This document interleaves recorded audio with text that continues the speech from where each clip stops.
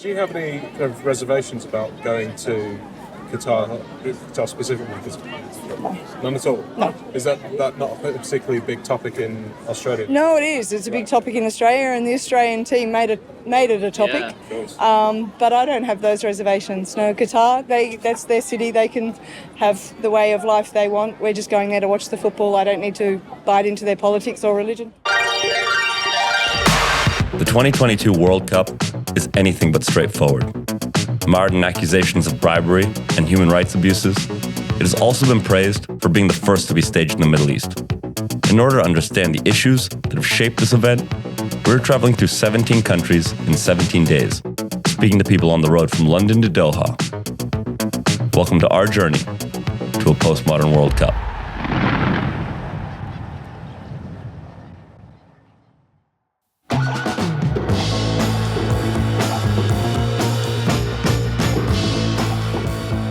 Stuck on the border between Bulgaria and Turkey.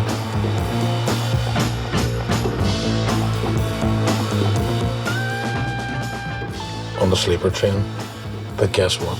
We can't fucking sleep on.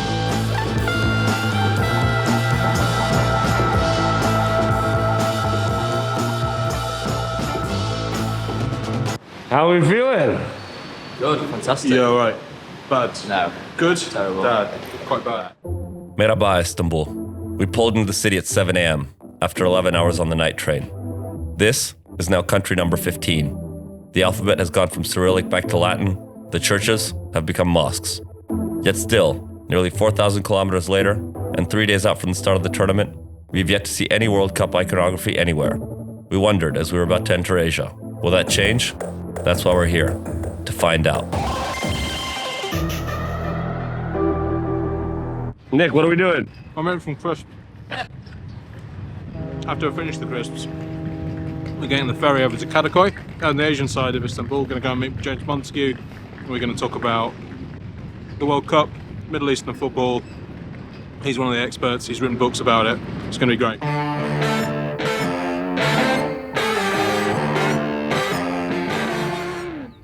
How are we feeling? I feel good. Istanbul has reinvigorated me.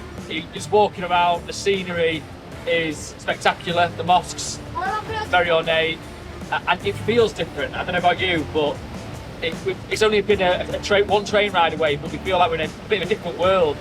Language, maybe the religion, I don't know, but Yeah, it's such kind of an intense city as well. There's loads of energy in the place that you can't help but be caught up in it, I suppose. Laurie, about to step into Asia. What's the feeling? I'm feeling pumped, I'm feeling excited. We're getting closer, aren't we? It's been distant at times, different points, low moments, but the excitement I think is building now actually. The fact that we're getting close to the end goal and a new culture, new environment, got to be positive about that kind of thing. We sat down with my idol, James Montague, the writer of When Friday Comes and many Tifo videos, including the previous series on this World Cup.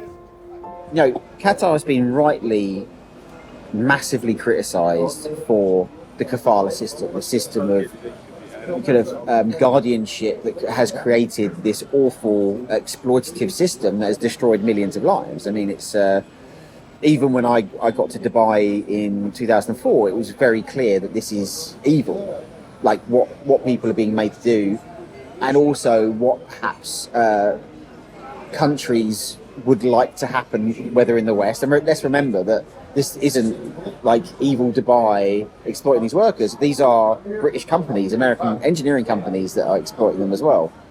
You know, these are English and British and Western expats that are completely overlooking this exploitation. What the World Cup did, it brought a certain microscope onto their practices that the West and the media in the West in particular had completely ignored, and they didn't care about it. And the World Cup made them care about it. And so that was good, because it meant that people forced a kind of reform process, a flawed one, but it made people notice it at least and start talking about it. And, you know, the thing to realise is that the World Cup was the only reason that happened, because it is far worse in Saudi Arabia.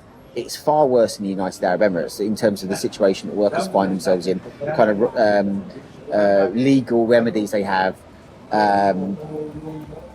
So it's a situation that is deserved in terms of the criticism. You don't have to speak with James for long to realize how complex this conversation actually is. Between questions of moral relativism, patronizing Western attitudes, and a labor rights system which is blatantly disastrous, the questions are often not as simple as they might seem. It's a postmodern World Cup after all.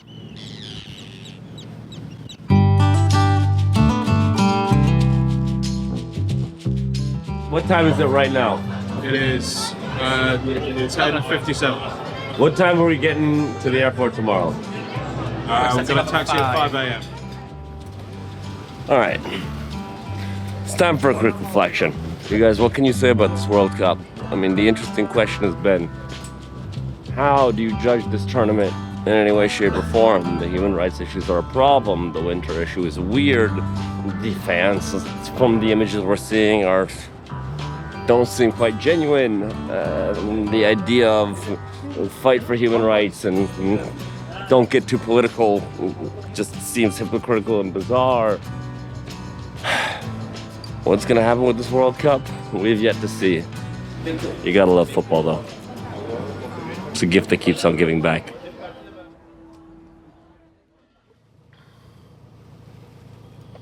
How's everyone feeling this morning?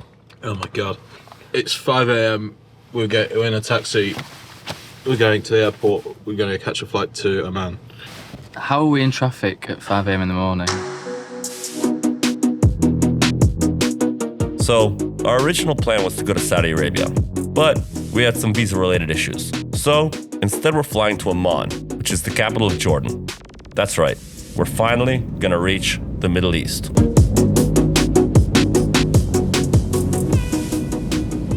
We're on a plane. I lost track of how many forms of transport. This is the first flight. There is a choice of 602 films on the in-flight entertainment. Okay, we've just landed in Amman, in Jordan, and after all our travels, this is the first time, so behind us there, first time we've seen any kind of World Cup related merch. Some slightly ropey looking shirts that I'm sure are very official, but yeah, it seems strange that we've come this far and seen nothing so far.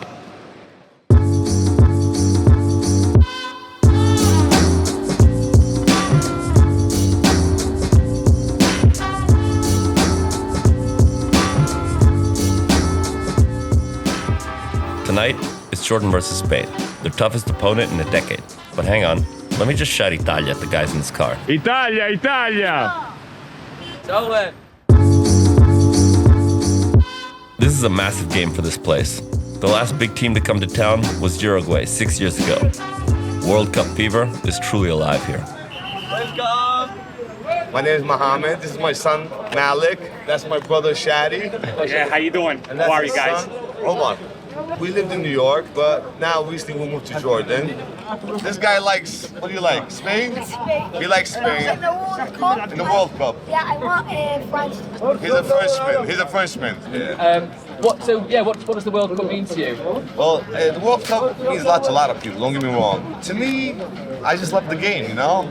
It's like, I don't know, I love the game. Does it mean more that it's in the Middle East? First Middle East World Cup? Oh, definitely. Yes, definitely. A Middle Eastern country, first time he gets it, that's a big thing. Yeah, it is. And can I ask, because we come from a European background, Yeah. so in Europe there's been a lot of debate about Qatar as a host. Yes. Has that happened here at all? It is a surprise, don't get me wrong.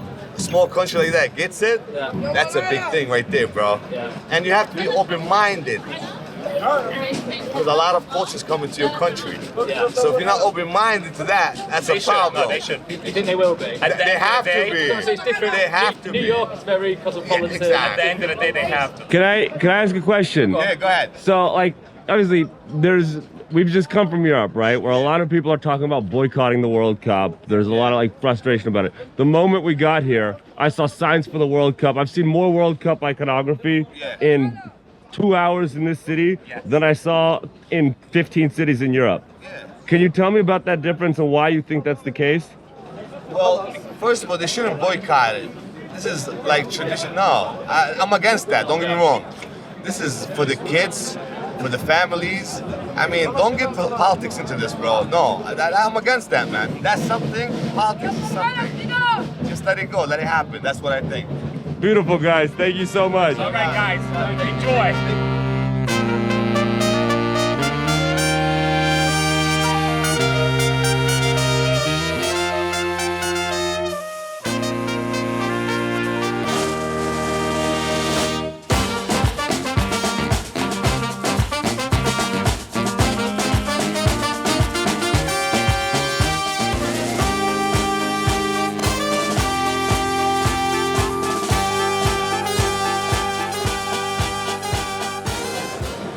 It was an amazing experience for us, like Jordanian.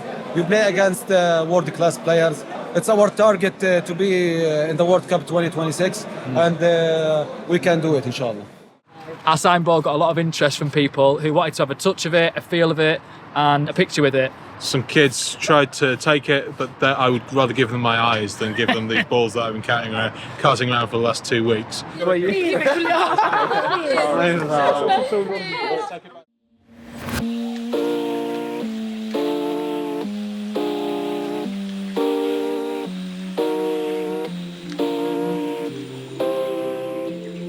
We're meant to be having a lovely stroll around Amman, but Cristiano Ronaldo has other ideas. So, Laura's got to make some calls.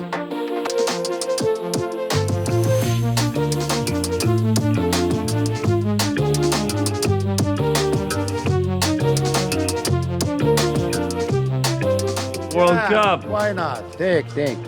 Why not, my friend? Take. You like the cup? We're traveling all the way. My boat. Yes, like this. We got to show, man. Oh, yeah, sorry. Sit and relax and now watch. Who's going to win? Me. You're going to win. You're going to win the World I'm Cup. not playing. Not Spain. Not Spain. No.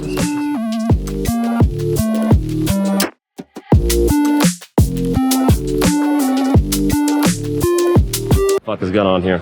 Okay, so we've come to this citadel, the kind of Roman citadel here in the middle of Amman.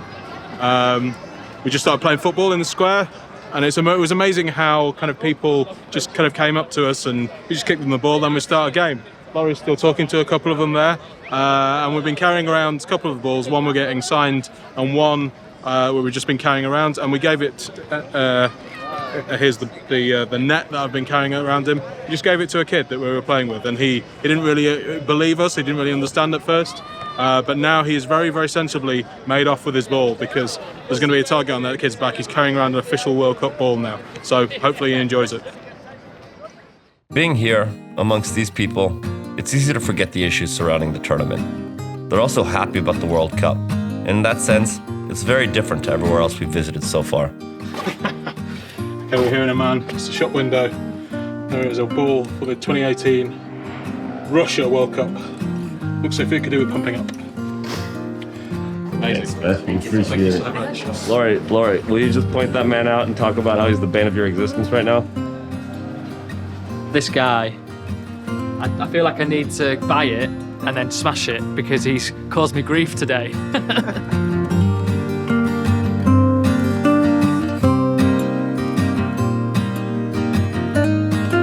If you liked today's video, please consider subscribing to the channel.